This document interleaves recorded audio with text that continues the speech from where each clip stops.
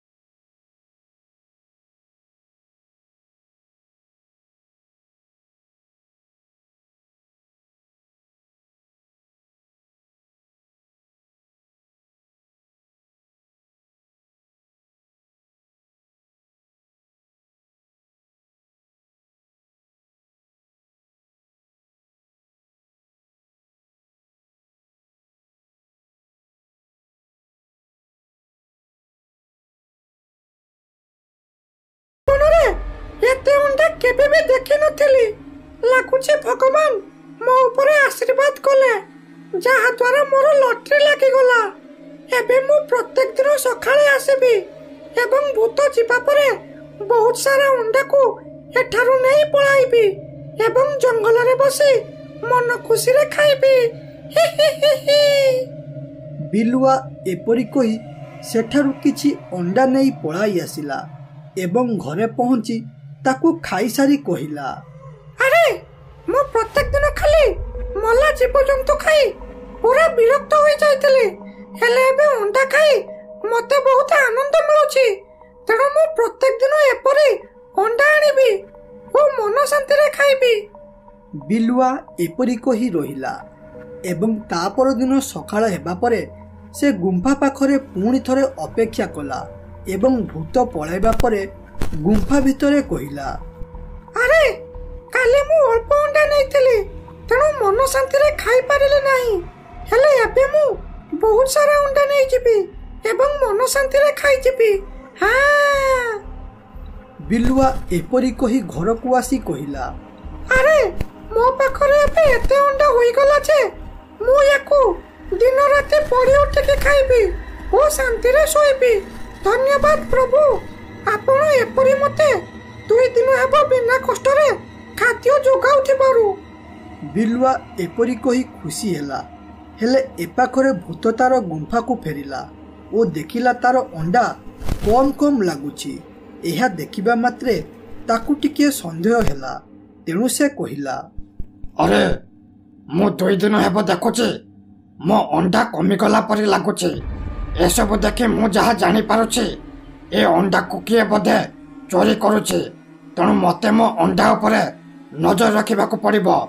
ନହେଲେ ଯିଏ ବି ଏ ଅଣ୍ଡାକୁ ନେଉଛି ସେ ଏପରି ପ୍ରତ୍ୟେକ ଦିନ ଆସି ଅଣ୍ଡା ନେଇଯିବ ଏବଂ ବର୍ଷା ଦିନରେ ମୋତେ ଭୋକିଲା ରହିବାକୁ ପଡ଼ିବ।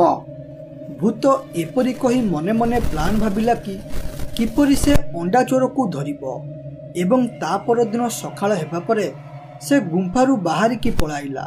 ହେଲେ ଭୂତ କୁଆଡ଼େ ଆଜି ଗଲାନି, ବରଂ ଗୁମ୍ଫା ଉପରେ ନଜର ରଖୁଥିଲା। ଏବଂ ଏତିକି ବେଳେ ବିଲୁଆ ଭୂତ ଯିବାର ମଉକା ଦେଖି ଗୁମ୍ଫା ଭିତରେ ପଶିଗଲା। ଏସବୁ ଦୃଶ୍ୟ ଦେଖି ଭୂତ ବହୁତ ଜୋରେ ରାଗିଗଲା ଏବଂ କହିଲା, ଆରେ ମୋ ସନ୍ଦେହ ଠିକ ହେଲା। ମୋ ଅଣ୍ଡାକୁ ତାହେଲେ ଏ ବିଲୁଆ ଚୋରି କରି ନେଇଯାଉଛି। ମୁଁ ଏଠି ଏତେ କଷ୍ଟ କରି ଅଣ୍ଡା ଆଣୁଛି, ହେଲେ ଇଏ ଏଠାରେ ଆରାମରେ ବସି ଅଣ୍ଡା ଖାଉଛି। ହଉ ରହରେ ବିଲୁଆ, ତୁ ଆଜି ମୋ ହାତରୁ କେମିତି ମରିବୁ ଦେଖ। ଭୂତ ଏପରି କହି ଗୁମ୍ଫା ଭିତରେ ପ୍ରକଟ ହେଲା ଏବଂ ଦେଖିଲା ବିଲୁଆ ବହୁତ ସାରା ଅଣ୍ଡା ଧରିଥାଏ।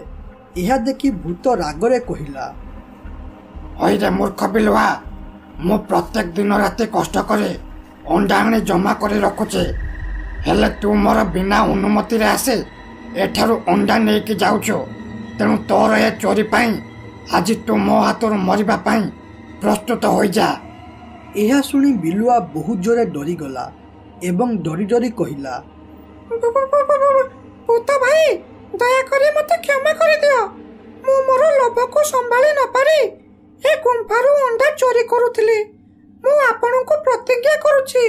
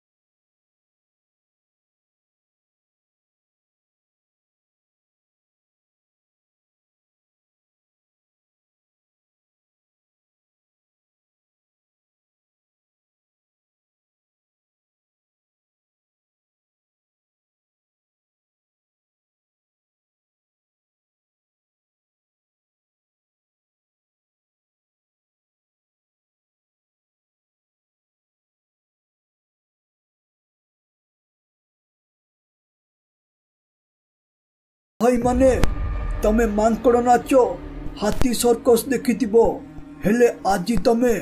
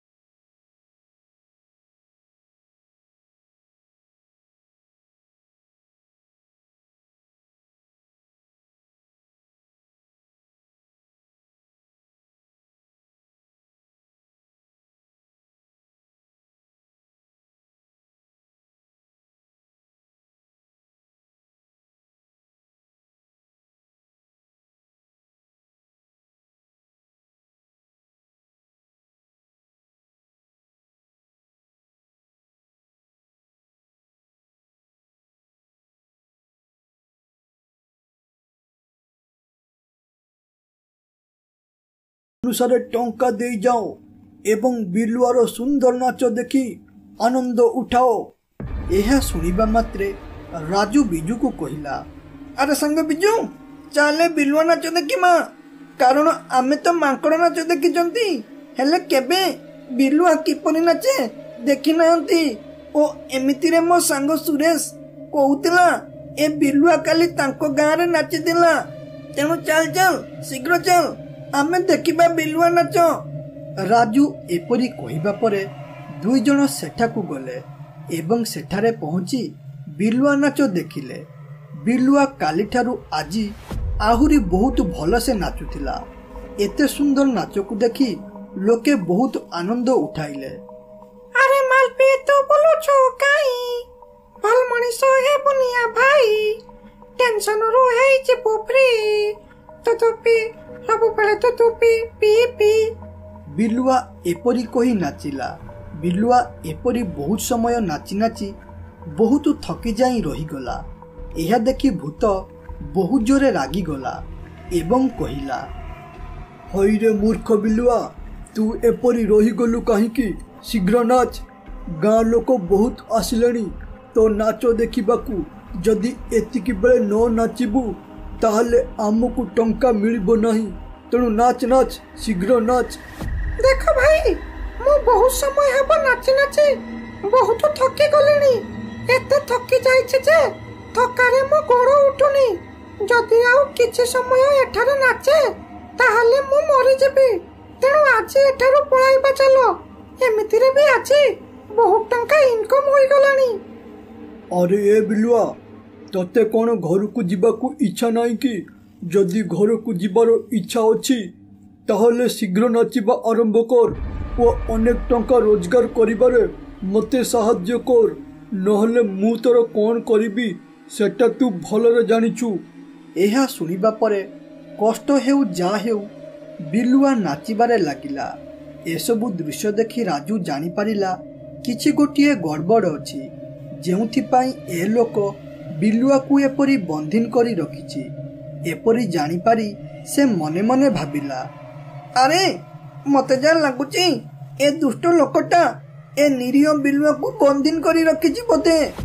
ଆମ ସାର୍ ଆଜି କ୍ଲାସରେ ପଢ଼ାଉଥିଲେ ସର୍ବଦା ଜୀବଜନ୍ତୁଙ୍କୁ ସାହାଯ୍ୟ କରିବାକୁ ପଡ଼ିବ, ନହେଲେ ଏ ହାରାମି ଲୋକଟା ଏ ବିଲୁଆକୁ ଏପରି ନଚାଇ ନଚାଇ କେତେବେଳେ ମାରିଦେବ ତା ଠିକ୍ ନାହିଁ। ଏପରି କହି ରାଜୁଆ ବିଲୁଆର ପିଛା କରିବାରେ ଲାଗିଲା। ବିଲୁଆ ଗଲାବେଳେ ଦେଖିଲା ଗୋଟିଏ ଲୋକ ବାଟରେ ଅଣ୍ଡା ବିକୁଥାଏ। ଆରେ ଭାଇ, କିଏ କୋଉଠି ଅଛ? ଜଲ୍ଦି ଧାଇଁ ଆସ ଏଠାକୁ ଓ ଅଣ୍ଡା ନେଇଯାଅ ମାତ୍ର 5 ଟଙ୍କାରେ। ଓ ଆଉ ଗୋଟିଏ ଅଫର ଶୁଣିକି ରଖ, ଯଦି ତମେ 100 ଟଙ୍କାରେ ଅଣ୍ଡା ନେଉଛ ତାହେଲେ 2ଟି ଅଣ୍ଡା ଫ୍ରିରେ ମିଳିବ। ଏସବୁ କଥା ବିଲୁଆ ଶୁଣିଲା ଏବଂ ଗୁମ୍ଫାରେ ପହଞ୍ଚିବା ପରେ ଭୂତକୁ କହିଲା, ଆରେ ଏ ଭୂତ ଭାଇ, ତମେ ମୋ ସାଥିରେ ଧୋକା କଲ। ଏତେ ବଡ଼ ଧୋକା ଦେବାରୁ ଭଗବାନ ତୁମକୁ କେବେ ବି କ୍ଷମା କରିବ ନାହିଁ। ହଉ, ବହୁତ ହୋଇଗଲା ମତେ ବନ୍ଦିନ କରି ରଖିବା। ଏବେ ମତେ ଏଠାରୁ ଯିବାକୁ ଦିଅ। ହଇରେ ବିଲୁଆ, ମୁଁ ତତେ କି ଧୋକା ଦେଲି?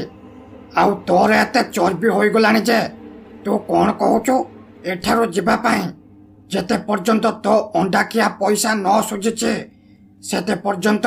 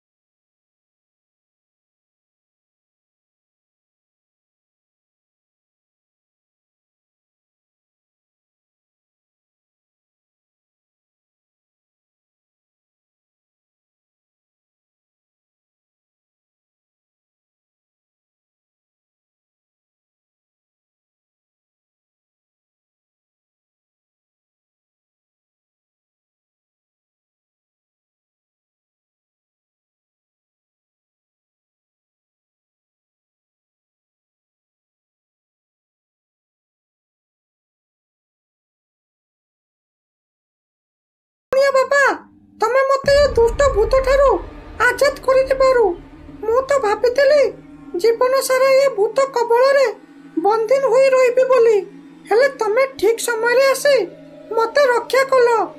अरे ए बिलुआ धन्यवाद मते नुह बरं ए पिला को दे कारण से मते एठाकू डाकी आनिला एवं तो असुविधा विषय मते कहितिला तेणु तते आजाद करिबा पछरे ए पिलार बड़ हाथ अछि। एहा सुनिबा मात्रे बिलुआ कहिला धन्यवाद मोर सान भाई तुमे एते सानो होई सुधा बहुत बड़ बुद्धिमान काम करे मते ए भूत कबलरू रक्षा कलो तेणु तुमको बहुत बहुत धन्यवाद मु तुमर ऋण केबे भी सुझी पारिबे नहीं। अरे ए बिलुआ भाई एतिरे धन्यवाद देबा किछि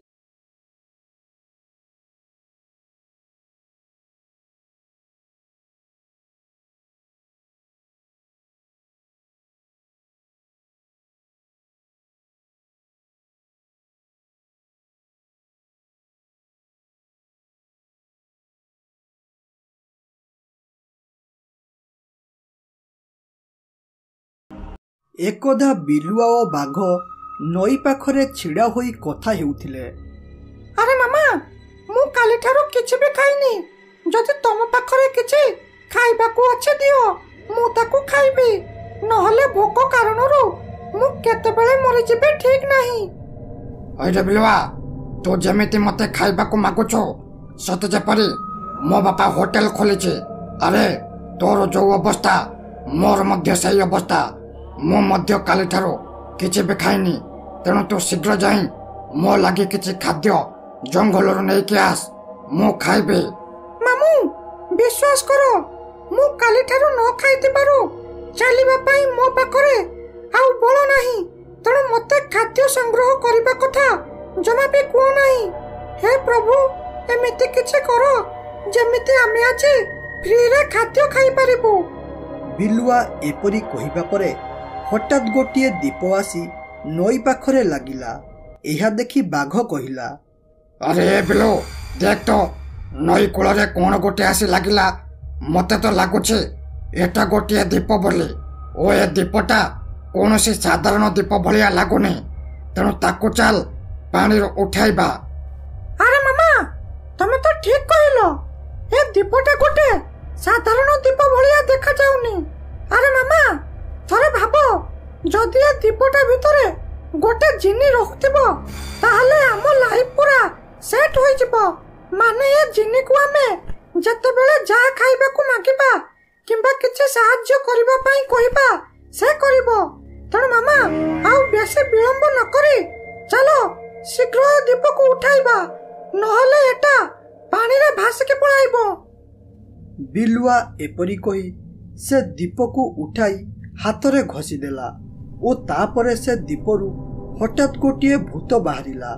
एहा देखि बाघ ओ बिलुआ बहुत जोरे डरी गले तेणु डरी डरी बाघ कहिला हईरे बिलुआ जदि आज मु ए भूत कबलरू बंची जाए ना ताहले तते आगे मारी के खाइबे कहिला कोन ना ए दीपर गोटे जिनी बाहरिबो ओ आम कथा मानिबो हेले या भीतर गोटे भूत बाहरिला। हे प्रभु आमुके ए भूत कबलरू रक्षा करो। अरे मामा मते मारिबा कथा पछरे भाबिबो हेले प्रथमे एठारू दौड़ी के पळाई चलो नहले ये संगे संगे हम दुई जण को एठारे मारी दबो मामा शीघ्र एठारू पळाई चलो। एहा सुनी जिनी कहिला अबे चुप चुप अबे चुप मु सेतिकी बेलू देखुची तमे दुई जण खाली मते भूत भूत कहूच अरे टिके भलरे देखिलो मु तुमको भूत भलिया देखा जाउछि कि मु गोटे हीरो भलिया देखा जाउछि जदि एबे मार्केट को पळाइबी ताहले मते फिल्मी रे हीरो करि देबे आउ ए दीटा कहिले कोन ना मु भूत बोली। एहा सुनी बिलुआ धीरे धीरे कहिला कोन ना हैंडसम सुदु भूतटा भलिया देखा जाउछि आउ ये जदि मार्केट जाए ताहले याको हीरो नुह चाकर रोल देबे प्रथमे याको देखिला बेले डर लागुतिला हेले एबे या कथा सुनी मते जोरे हस लागुछि। अरे ए बिलुआ मो विषय किछि धीरे धीरे कहूछि कि रे ଯାହା କହିବା କଥା ଜୋରେ ପାଟି କରି କହ। ମୁଁ ଜାଣିଛି ତୁ କହୁଥିବୁ କି ମୋ ପରିକା ହ୍ୟାଣ୍ଡସମ୍ ଜିନି କେବେ ବି ଦେଖିନଥିବୁ। ଆରେ ଏ ଜିନି ଓ ବିଲୁଆ, ତୁମ ଦୁଇ ଜଣଙ୍କର ସେତିକି କଥାବାର୍ତ୍ତା ଥାଉ। ଏବେ ଆଗକୁ କ'ଣ କରିବା ସେ ବିଷୟରେ ଭାବ। ଆରେ ଏ ଜିନି, ମୁଁ ଶୁଣିଥିଲି ତୁମକୁ ଯିଏ ଦୀପରୁ ବାହାରକୁ ବାହାର କରେ ତମେ ତାର ସବୁ କଥା ମାନ। ତାହେଲେ ଆମର ବି କିଛି ଇଚ୍ଛା ପୂରଣ କରିଦିଅ। ଆରେ ହଁ, ମୁଁ ତ ପୁରା ଭୁଲି ଯାଇଥିଲି। ହୁକୁମ ମୋର ଆକା, ମୁଁ ତୁମର କିଛି ବି ସାହାଯ୍ୟ କରିପାରେ କୁହ, କାରଣ ଯିଏ ବି ମୋତେ ଏ ଦୀପରୁ ବାହାର କରେ ମୁଁ ତାର ଗୋଲାମ ହୋଇଯାଏ। ଆରେ ଏ ଜିନି, ଆମେ କାଲିଠାରୁ କିଛି ବି ଖାଇନୁ, ତେଣୁ ଆମକୁ ଅନେକ ଖାଇବାକୁ ଦେ, ଆମେ ଖାଇବୁ। ଯଦି ଏବେ ଆମେ ନ ଖାଉ ତାହେଲେ ଏଇଠାରେ ମରିଯିବ। ଏହା ଶୁଣିବା ପରେ ଜିନି ତାଙ୍କୁ ଅନେକ ଖାଇବାକୁ ଦେଲା। ଏହା ଦେଖି ବାଘ ଓ ବିଲୁଆ ବହୁତ ଖୁସି ହୋଇଗଲେ। ହେଲେ ଏ ତିନି ଜଣଙ୍କର କଥାକୁ ରମେଶ ନାମରେ ଗୋଟିଏ ଲୋକ ଏକ ଜାଗାରେ ଥାଇ ଦେଖୁଥିଲା। ସେ ଏପରି ଆଶ୍ଚର୍ଯ୍ୟଜନକ ଦୃଶ୍ୟ ଦେଖି ଡରିବା ସହ ବହୁତ ଖୁସି ମଧ୍ୟ ହୋଇଗଲା ଏବଂ କହିଲା, ଆରେ ଏ ଆଖି ଆଜି କ'ଣ ନ ଦେଖିଲା? ମାନେ ଗୋଟିଏ ଜିନି ଦେଖିଲି, ଯାହାକୁ ମୁଁ କେବେ କାହାଣୀରେ ଶୁଣିଥିଲି ତାହା ପ୍ରକୃତରେ ଅଛି ବୋଲି ମୁଁ କେବେ ବି ଭାବିନଥିଲି। ସେ ଯାହା ହେଉ, ମୋତେ ଏ ଦୀପକୁ ଯେମିତି ହେଉ ଏ ବାଘ ଓ ବିଲୁଆ ଠାରୁ ଆଣିବାକୁ ପଡ଼ିବ। ଯଦି ଏ ଦୀପ ମୋତେ ମିଳିଗଲା ନା, ତାହେଲେ ମୋତେ ଆଉ ଜମା ବି କାମ କରିବା ପାଇଁ ପଡ଼ିବନି। ମାନେ ମୁଁ ସବୁବେଳେ ଖାଲି ଘରେ ବସିକି ଖାଇବି। ଏପରି କହି ରମେଶ ବାଘ ଓ ବିଲୁଆର ପିଛା କରିବାରେ ଲାଗିଲା। ସେ ପିଛା କରି କରି ସେ ଦୁଇ ଜଣ ରହୁଥିବା ଜାଗା ପାଇଗଲା। ଏହା ଦେଖି ରମେଶ କହିଲା, ଆରେ ବାଃ, ମୁଁ ଏ ଦୁଇ ଜଣ ରହୁଥିବା ଜାଗା ପାଇଗଲି। ବାସ୍ ଏ ଦୁଇ ଜଣ ଶୋଇଥିବା ବେଳେ କିମ୍ବା ଅନ୍ୟମନସ୍କ ଥିବା ବେଳେ ଏଠାକୁ ଆସିବି ଓ ଏ ଦୀପକୁ ନେଇକି ପଳାଇବି। ରମେଶ ଏପରି କହି ସେଠାରେ ଅପେକ୍ଷା କରିବାରେ ଲାଗିଲା। ଅପେକ୍ଷା କରି କରି କିଛି ସମୟ ବିତିଗଲା ଏବଂ ତାର ଏତିକି ବେଳେ ନଜର ପଡ଼ିଲା ବିଲୁଆ ଓ ବାଘ ଶୋଇ ପଡ଼ିଥିଲେ। ଏହା ଦେଖି ରମେଶ ବହୁତ ଖୁସି ହୋଇଗଲା ଏବଂ ଧୀରେ ଧୀରେ ବାଘ ଓ ବିଲୁଆ ପାଖକୁ ଗଲା ଏବଂ ସେଠାରୁ ଦୀପ ଉଠେଇକି ଆଣୁଥିବା ବେଳେ ହଠାତ୍ ବିଲୁଆର ନିଦ ଭାଙ୍ଗିଗଲା। ଏହା ଦେଖି ବିଲୁଆ କହିଲା, ହଇରେ ଚୋର ମଣିଷ, ରହ ରହ, ସେଇଠାରେ ରହ କହୁଛି। ତୁ ଆସି ଆମ ଦୀପ ଚୋରି କରୁଛୁ। ଏ ମାମୁଁ, ଶୀଘ୍ର ଉଠ। ଦେଖ ଏ ଚୋର ମଣିଷ କିପରି ଆମ ଦୀପ ନେଇକି ପଳାଉଛି। ଏହା ଶୁଣି ବାଘ କହିଲା, ହଇରେ ମୂର୍ଖ ମଣିଷ, ତୁ ତ ଏଠାରୁ ଦୀପ ଉଠାଇକି ନେଇଗଲୁ। ଏବେ ଦେଖିବା ଏଠାରୁ କିପରି ପଳାଇବୁ। ମୁଁ ଏଇ ଟିକିଏ ପୂର୍ବରୁ ଖାଦ୍ୟ ଖାଇଥିଲି, ହେଲେ ଏବେ ତତେ ମାରି ମୁଁ ଖାଇବି। ଏମିତିରେ ମୁଁ ବହୁତ ଦିନ ହେବ ମଣିଷ ମାଂସ ଖାଇନଥିଲି। ଏହା ଶୁଣି ରମେଶ ବହୁ ଜୋରେ ଡରିଗଲା ଏବଂ ମନେ ମନେ ଭାବିଲା, ଆରେ ମୁଁ ତ ଏଠାକୁ ଦୀପ ନେବାକୁ ଆସିଥିଲି, ହେଲେ ଏ ବାଘ ଓ ବିଲୁଆ ହାବୁଡ଼ରେ ପଡ଼ିଗଲି। କ'ଣ କରିବି ଭାଇ? ମୋତେ ଯାହା ଲାଗୁଛି ମୋର ମରିବା ପରିସ୍ଥିତି ଏବେ ଆସିଗଲା। ହେ ପ୍ରଭୁ, ମୋତେ କ'ଣ ଗୋଟେ କରି ଏ ବାଘ ଓ ବିଲୁଆ ଠାରୁ ବଞ୍ଚାଅ। ସେ ଏପରି ଭାବୁଥିବା ବେଳେ ହଠାତ୍ ତାର ମନେ ପଡ଼ିଗଲା ତା ପାଖରେ ଜିନି ଅଛି ବୋଲି। ତେଣୁ ସେ କହିଲା, ଆରେ ଏ ମୂର୍ଖ ବାଘ ଓ ବିଲୁଆ, ତମେ କ'ଣ ଭାବିଲ ମୋତେ ଏଇଠାରେ ମାରିଦେବ ବୋଲି? ଏବେ ଦେଖ କିଏ କାହାକୁ ମାରୁଛି। ତୁମେ ମୋତେ ମାରିବ ନା ମୁଁ ତୁମକୁ ମାରିବି? ଏପରି କହି ସେ ଦୀପକୁ ହାତରେ ଘଷିଲା ଏବଂ ତା ଭିତରୁ ଜିନି ବାହାରିଲା। ଜିନିକୁ ଦେଖି ରମେଶ କହିଲା, ଆରେ ଏ ଜିନି, ଏଇ ଟିକିଏ ପୂର୍ବରୁ ଏ ବିଲୁଆ କହୁଥିଲା ମୋତେ ମାରିବା ପାଇଁ। ତେଣୁ ମୁଁ ତତେ ଆଦେଶ ଦେଉଛି, ତୁ ଏ ଦୁଇ ଜଣଙ୍କୁ ଏଇଠାରେ ମାରିଦେ। ଏହା ଶୁଣି ବିଲୁଆ ହସି ହସି କହିଲା, ହଇରେ ମୂର୍ଖ ଲୋକ, ଏ ଜିନି ହେଉଛି ଆମ ଗୋଲାମ ଓ ତୁ ୟା ମାଧ୍ୟମରେ ଆମକୁ ମାରିବା ପାଇଁ କହୁଛୁ। ତ ମୁଣ୍ଡ କାମ କରୁନି କିରେ? ହଉ, ତୁ ଏବେ ଦେଖ। ଆରେ ଏ ଜିନି, ତତେ ତୋର ମାଲିକ ଆଦେଶ ଦେଉଛି, ତୁ ଏ ଦୁଷ୍ଟ ମଣିଷଟାକୁ ଏଇଠାରେ ମାରିଦେ। କିଏ ଗୋଲାମ? କାହାର ଗୋଲାମ? ଏବେ ଏ ହ୍ୟାଣ୍ଡସମ୍ ଜିନି ଏ ମଣିଷର ଗୋଲାମ। ମୁଁ ତୁମର ଗୋଲାମ କିଛି ସମୟ ପୂର୍ବରୁ ଥିଲି, ହେଲେ ଏବେ ମୁଁ ଏ ମଣିଷର ଗୋଲାମ। କାରଣ ମୁଁ ତୁମକୁ କ'ଣ କହିଥିଲି ଯିଏ ବି ମୋତେ ଦୀପରୁ ବାହାର କରିବ ମୁଁ ତାର ଗୋଲାମ ହେବି। ଏ ଲୋକ ମୋତେ ଦୀପରୁ ବାହାର କରିଛି ମାନେ ବର୍ତ୍ତମାନ ମୁଁ ଏହାର ଗୋଲାମ। ଏପରି କହି ଜିନି ତାର ଶକ୍ତି ମାଧ୍ୟମରେ ସେଇଠାରେ ବିଲୁଆ ଓ ବାଘକୁ ବେହୋସ କରିଦେଲା ଓ ତାପରେ ରମେଶ ଦୀପକୁ ନେଇ ତାର ଘରକୁ ପଳାଇଲା ଏବଂ ଘରେ ପହଞ୍ଚି ଜିନିକୁ କହିଲା, ଆରେ ଏ ଜିନି, ମୁଁ ବହୁତ ଥକି ଗଲିଣି, ତେଣୁ ମୁଁ ଶୋଉଛି। ଆଉ ମୁଁ ଉଠିଲା ପର୍ଯ୍ୟନ୍ତ ତୁ ଏଇଠାରେ ମୋତେ ଜଗିଥା। ଆଉ ଶୁଣ, ଯିଏ ବି ଏ ଦୀପରେ ହାତ ମାରିବାକୁ ଚେଷ୍ଟା କରିବ ତୁ ତାକୁ ଏଇଠାରେ ମାରିଦେବୁ, ବୁଝିଲୁ କି ନାହିଁ? ଠିକ୍ ଅଛି ମୋର ମାଲିକ, ତମେ ମୋତେ ଯେମିତି କହିବ ମୁଁ ଠିକ୍ ସେମିତି କରିବି। ଏବେ ତମେ ବିନା ଚିନ୍ତା କରି ଏଇଠାରେ ଶୋଇପଡ଼ ଓ ମୁଁ ତୁମକୁ ଗ୍ୟାରେଣ୍ଟି ଦେଉଛି ତମର କିଛି ବି କ୍ଷତି ହେବନି। ଜିନି ଏପରି କହିବା ପରେ ରମେଶ ତାର ବିଛଣାରେ ଶୋଇପଡ଼ିଲା ଏବଂ ରାତି ହେବା ପରେ କାକର ଯୋଗୁଁ ବିଲୁଆ ଓ ବାଘର ହୋସ ଫେରିଲା। ହୋସ ଫେରିବା ପରେ ବିଲୁଆ କହିଲା, ହୟ ମାମା, ଆମେ ପୁରା ଭାସି ଗଲେ ରେ, ଭାସି ଗଲେ। ଆମେ ସେ ଦୀପକୁ ପାଇ କେତେ ଖୁସି ଥିଲେ, ହେଲେ ଆମ ଖୁସି ଗୋଟିଏ ସେକେଣ୍ଡରେ ଭାଙ୍ଗିଗଲା ରେ। ମାମୁଁ, ଏବେ ଆମେ କ'ଣ କରିବା ଓ କିପରି ବିନା କଷ୍ଟରେ ଖାଦ୍ୟ ଖାଇବା? ସେ ଦୁଷ୍ଟ ମଣିଷ ଆମକୁ ଏପରି ହଇରାଣ କରି ଚାଲିଗଲା, ତାକୁ ଭଗବାନ କେବେ ବି କ୍ଷମା କରିବେ ନାହିଁ। ଆବେ ଚୁପ୍ ଚୁପ୍ ଚୁପ୍ ବେଲୋ, ଏପରି ପୂର୍ବ କଥା ଭାବି ମନ ଦୁଃଖ କଲେ କିଛି ବି ଲାଭ ନାହିଁ। ତେଣୁ କ'ଣ ଗୋଟେ ଉପାୟ ଭାବ, ଯେମିତି ଆମେ ସେ ଦୀପକୁ ଆମ ପାଖକୁ ପୁଣି ଥରେ ଆଣିପାରିବା। ଆମକୁ ଯେମିତି ହଉ ଦୀପ ଆଣିବାକୁ ପଡ଼ିବ। ହେଲେ ମାମା, ଆମେ ସେ ମଣିଷ ଠାରୁ କିପରି ଆମ ଦୀପ ଆଣିବା? ଆମେ ତ ସେ ଲୋକକୁ ଠିକରେ ଜାଣି ନାହାନ୍ତି କିମ୍ବା ସେ ଲୋକ କୋଉଠି ରୁହ ଦେଖି ନାହାନ୍ତି। କେମିତି ଆମେ ଦୀପ ଆଣିବା ମାମା? କେମିତି ଆଣିବା? ହେ ପ୍ରଭୁ, ତମେ ହିଁ ଆମକୁ ଏ ସମସ୍ୟାରୁ ମୁକୁଳାଅ ପ୍ରଭୁ। ଆରେ ବିଲୁ, ତୁ ଜମା ବି ଚିନ୍ତା କରନା, ଆମେ ଯେମିତି ହେଉ ସେ ଦୀପକୁ ଆଣିବା। ବାସ୍ ତୁ ଖାଲି ଶାନ୍ତି ରଖ। କାଲି ସକାଳ ହେବା ପରେ ଆମେ ନିଶ୍ଚିତ କିଛି ନା କିଛି କରି ଦୀପକୁ ଫେରାଇ ଆଣିବା। ବାଘ ଓ ବିଲୁଆ ଏପରି କଥା ହୋଇ ରହିଲେ ଏବଂ ତା ପରଦିନ ସକାଳ ହେବା ପରେ ବିଲୁଆ ଓ ବାଘ ସେ ଲୋକକୁ ଖୋଜିବା ପାଇଁ ଏଣେ ତେଣେ ବୁଲିଲେ। ହେଲେ ସେ ଲୋକ ବିଷୟରେ କିଛି ବି ଜାଣିନଥିବାରୁ ସେମାନେ କିଛି ବି ବାଟ ପାଉନାହାନ୍ତି, ବାସ୍ ଖାଲି ଜଙ୍ଗଲରେ ବୁଲୁଥାନ୍ତି। ସେମାନେ ଜଙ୍ଗଲରେ ବୁଲି ବୁଲି ଥକି ଯାଇ ଗୋଟେ ଜାଗାରେ ରହିଗଲେ। ଆରେ ମାମୁଁ, ଆମେ ପାଖାପାଖି 2 ଘଣ୍ଟା ହେବ ଚାଲିଲାଣି। ଚାଲି ଚାଲି ମୋ ଗୋଡ଼ ହାତ ଜୋରେ ବିନ୍ଧିଲାଣି। ଏତେ ଜୋରେ ବିନ୍ଧୁଛି ଯେ ମୁଁ ଆଉ ଆଗକୁ ଚାଲିକି ଯାଇପାରିବି ନାହିଁ। ଏତିକି କଷ୍ଟ ଯଦି ଆମେ ଶିକାର କରିବା ପାଇଁ କରିଥାନ୍ତେ, ତାହେଲେ ଏତିକି ବେଳକୁ ଆମେ ଖାଦ୍ୟ ଖାଇସାରିଥାନ୍ତେ। ତେଣୁ ବହୁତ ହୋଇଗଲା ଦୀପ ଖୋଜିବା।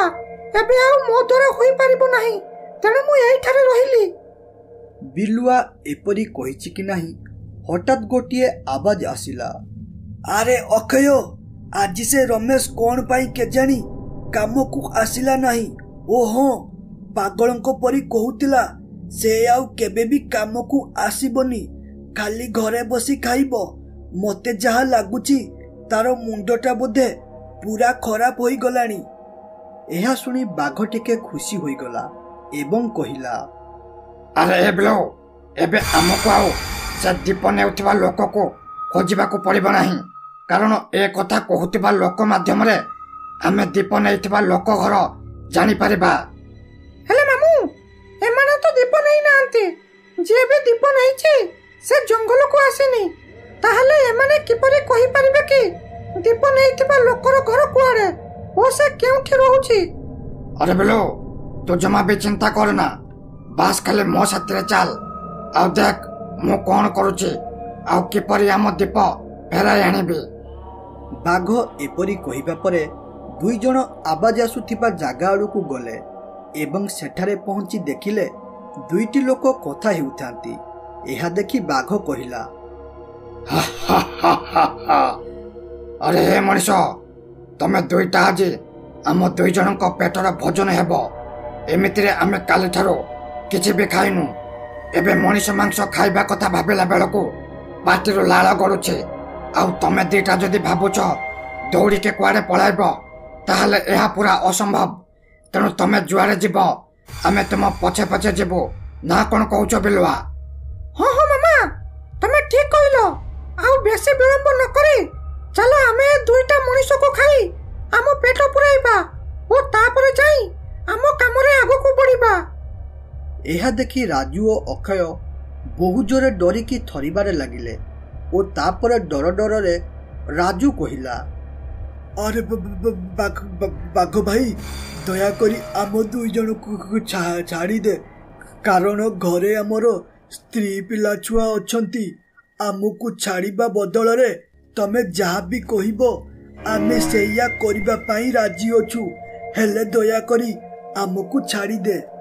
ଏହା ଶୁଣି ବାଘ ବହୁତ ଖୁସି ହୋଇଗଲା ଓ କହିଲା, ଆରେ ଏ ମଣିଷ, ତମକୁ ଆମେ ଛାଡ଼ିଦେବୁ, ବାସ୍ ଖାଲି ଆମକୁ ଗୋଟେ କଥା କୁହ, ତମ ସାଥିରେ ଯେଉଁ ସାଙ୍ଗ ଜଙ୍ଗଲକୁ କାମ କରିବାକୁ ଆସେ, ମାନେ ଯିଏ ଆଜି ଆସିନି, ତା ଘରର ଠିକଣା ଦେ, ନହେଲେ ଏଇଠାରେ ମରିବା ପାଇଁ ପ୍ରସ୍ତୁତ ହୋଇଯାଅ।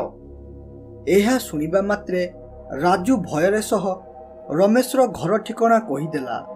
ଏହା ଶୁଣି ଏ ଦୁଇ ଜଣ ଖୁସି ହେଲେ ଓ ତାପରେ ରାଜୁ ବତାଇଥିବା ଠିକଣା ଆଡ଼କୁ ଗଲେ ଏବଂ ଯାଇ ଯାଇ ଶେଷରେ ସେ ରମେଶ ଘର ପାଖରେ ପହଞ୍ଚିଗଲେ ଏବଂ ସେଠାରେ ପହଞ୍ଚିବା ପରେ ବାଘ ବିଲୁଆକୁ କହିଲା, ଆରେ ବିଲୁଆ, ଶେଷରେ ଆମେ ରମେଶ ଘରେ ପହଞ୍ଚିଗଲେ, ହେଲେ ଏବେ ତା ହାତରୁ କିପରି ଦୀପ ଆଣିବା ସେ ବିଷୟରେ ତୁ ବୁଦ୍ଧି ଦେ, କାରଣ ଆମେ ଯଦି ତା ସାଥିରେ ଜୋର ଜବରଦସ୍ତ କରି ଦୀପ ଆଣିବାକୁ ଚେଷ୍ଟା କରିବା ତାହେଲେ ସେ ଜିନି ମାଧ୍ୟମରେ ଆମକୁ ମାରିଦେବ। ସେଥର ଆମ ବେଳ ଥିବାରୁ ଆମେ ବଞ୍ଚିଗଲେ, ହେଲେ ଏଥର ଆଉ ବଞ୍ଚିବା ନାହିଁ। ଆରେ ମାମା, ତମେ ଏତିକି ବାଟ ନେଇକି ଆସି ବହୁତ କରିଦେଲ। ଏବେ ତମେ ଖାଲି ଦେଖ ମୁଁ କଣ କରୁଛି। ବାସ୍ ତମେ ଖାଲି ଏଇଠାରେ ଛିଡ଼ା ହୋଇ ରମେଶକୁ ଡାକ ଏବଂ ମୁଁ ପଛରେ ଲୁଚିକି ଗୋଟେ ବାଡ଼ି ଧରି ଛିଡ଼ା ହୋଇଛି ଏବଂ ଯେମିତି ରମେଶ ଘର ବାହାରକୁ ଆସିବ ତମେ ତାକୁ କଥାରେ ଭୁଲାଇ ରଖିବ ଏବଂ ମୁଁ ଠିକ ସମୟ ଦେଖି ବାଡ଼ିରେ ତାକୁ ପାହାର ଦେବି, ଯାହା ଦ୍ୱାରା ଦୀପଟି ତଳକୁ ଗଳି ପଡ଼ିବ ଓ ତାପରେ ତମେ ତାକୁ ଉଠାଇ ଆଣିବ। ଏହା ଶୁଣି ବାଘ ରାଜି ହୋଇଗଲା ଓ ତାପରେ ସେ ରମେଶକୁ ଡାକିବାରେ ଲାଗିଲା, ଆରେ ହେ ରମେଶ ଭାଇ, ଟିକେ ଘର ବାହାରକୁ ଆସ, ମୋର ତୁମ ପାଖରେ ଗୋଟେ ଅର୍ଜେଣ୍ଟ କାମ ଅଛି। ଯଦି ତମେ ଘର ବାହାରକୁ ନ ଆସ ତାହେଲେ ମୁଁ ବହୁତ ଅସୁବିଧାରେ ପଡ଼ିଯିବି। ଏହା ଶୁଣି ରମେଶ କହିଲା, ଆରେ ଏ ଆବାଜ ଟିକେ ଶୁଣିଲା ଶୁଣିଲା ଲାଗୁଛି। ଏ ଆବାଜ ଶୁଣି ଏପରି ଲାଗୁଛି ବାଘ ଡାକୁଛି ବୋଧେ, ହେଲେ ବାଘର ମୋ ପାଖରେ କି କାମ ଅଛି? ଆରେ ଏଟା ଆଉ ବାଘର ଚକ୍ରାନ୍ତ ନୁହଁ ତ ମୋ ପାଖରୁ ଦୀପ ନେବା ପାଇଁ? ହେ, ସେ ଯାହା ହେଉଛି ହେଉ, ମୁଁ ମୋ ହାତରେ ଦୀପ ନେଇକି ଯିବି ଓ ଯଦି ବାଘ କିଛି ଗଡ଼ବଡ଼ କରିବାକୁ ଚେଷ୍ଟା କରେ ତାହେଲେ ଜିନିକୁ ଡାକି ତାକୁ ମାରିଦେବି। ଏପରି କହି ରମେଶ ଦୀପ ଧରି ବାହାରକୁ ଆସି କହିଲା, ଆରେ ଏ ବାଘ, ମୁଁ ତ ତତେ ମାରିବା ପାଇଁ ଜିନିକୁ କହିଥିଲି, ହେଲେ ତୁ ବଞ୍ଚିଲୁ କେମିତି? ହଉ ଛାଡ଼ ସେ କଥା, ଏବେ କହ ମୋ ପାଖରେ ତୋର କି କାମ ଓ ମୁଁ ତୋର କି ସାହାଯ୍ୟ କରିପାରିବି? ଆରେ ହେ ରମେଶ ଭାଇ, ତମେ ତ ଜାଣିଛ ଜଙ୍ଗଲରେ କେବଳ ମୋର ଗୋଟିଏ ସାଙ୍ଗ ହେଉଛି ବିଲୁଆ, ତାହାର ମୋର ବହୁତ ଭଲ ସାଙ୍ଗ, ହେଲେ ଜିନି ଆକ୍ରମଣ ଯୋଗୁଁ ସେ ଦରମଲା ଅବସ୍ଥାରେ ଛଟପଟ ହେଉଛି। ତେଣୁ ଜିନିକୁ କୁହ ସେ ବିଲୁଆକୁ ପୁଣି ଥରେ ଠିକ କରିଦେବ। ତମେ ଦୀପ ନେଇଯାଅ, ଏଥିରେ ମୋର କିଛି ବି ଆପତ୍ତି ନାହିଁ, ହେଲେ ବାସ୍ ଥରଟେ ମୋ ବିଲୁଆକୁ ବଞ୍ଚାଇ ଦିଅ ଭାଇ, ମୁଁ ତୁମ ଗୋଡ଼ ହାତ ତଳେ ପଡ଼ୁଛି। ବାଘ ରମେଶକୁ ଏପରି କଥାରେ ଭୁଲାଉଥିବା ବେଳେ ବିଲୁଆ ଏଇ ମୌକାର ଫାଇଦା ଉଠାଇ ଧରିଥିବା ବାଡ଼ିରେ ରମେଶକୁ ପିଟିଲା, ଯାହାଦ୍ୱାରା ରମେଶ ହାତରୁ ଦୀପଟି ତଳେ ଗଳି ପଡ଼ିଲା ଏବଂ ଦୀପଟି ତଳେ ପଡ଼ିବା ପରେ ହଠାତ୍ ଜୋରେ ଫାଟିଲା, ଯାହାଦ୍ୱାରା ସେଥିରେ ଥିବା ଜିନିଭୂତ ଆଜାଦ ହୋଇ ଗୋଟିଏ ସାଧାରଣ ମଣିଷରେ ପରିଣତ ହୋଇଗଲା। ଏସବୁ ଦୃଶ୍ୟ ତିନି ଜଣ ଦେଖି ଆଶ୍ଚର୍ଯ୍ୟ ହୋଇଗଲେ, ହେଲେ ଜିନି ତାର ପ୍ରକୃତ ରୂପକୁ ଫେରିଆସି କହିଲା, ଧନ୍ୟବାଦ ବିଲୁଆ, ବାଘ ଓ ରମେଶ। ମୁଁ ପାଖାପାଖି 2 ବର୍ଷ ହେବ ଗୋଟେ ଅଭିଶାପ ପାଇଁ ଏଇ ଦୀପରେ ବନ୍ଦି ଥିଲି, ହେଲେ ଦୀପଟି ଆଜି ଭାଙ୍ଗିବା ଦ୍ୱାରା ମୁଁ ଏଥିରୁ ମୁକ୍ତ ହୋଇପାରିଲି। ଏଥିପାଇଁ ମୁଁ ତୁମ ନିକଟରେ ଚିର ଉପକୃତ ହୋଇ ରହିବି। ମୁଁ ଏବେ ଅନ୍ୟ ମଣିଷଙ୍କ ପରି ମୋର ସାଧାରଣ ଜୀବନ ଜୀଇ ପାରିବି।